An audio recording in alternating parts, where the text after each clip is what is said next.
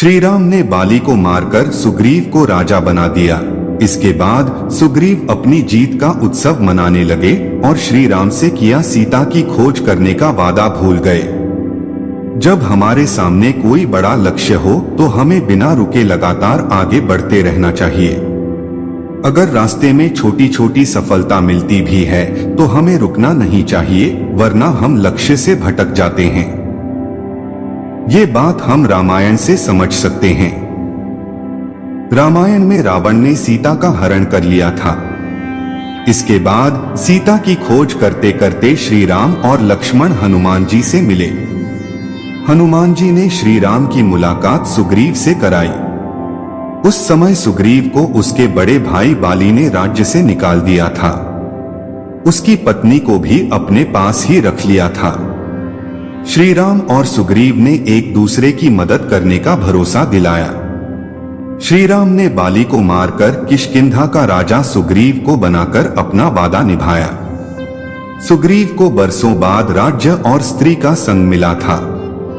अब वो पूरी तरह से राज्य को भोगने और स्त्री सुख में लग गया। तब वर्षा ऋतु भी शुरू हो चुकी थी। भगवान श्री राम और लक्ष्मण एक पर्वत पर गुफा में निवास कर रहे थे। वर्षा ऋतु निकल गई, आसमान साफ हो गया। श्री राम को अब भी इंतजार था कि सुग्रीव आएंगे और सीता की खोज शुरू हो जाएगी।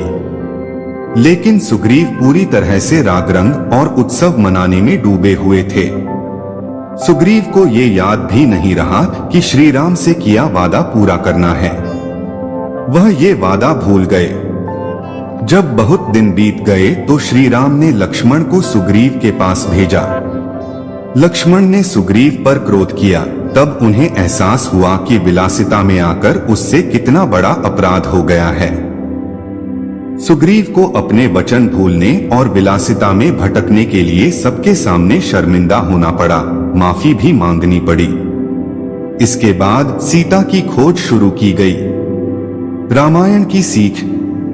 रामायण के इस प्रसंग की सीख है कि छोटी सी सफलता के बाद अगर हम कहीं ठहर जाते हैं, उत्सव मनाने लगते हैं, तो मार्ग से भटकने का डर रहता है।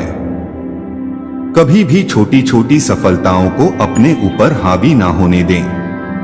अगर हम छोटी या प्रारंभिक सफलताओं में उलझकर रह जाएंगे तो कभी बड़े लक्ष्यों को हासिल नहीं कर पाएंगे।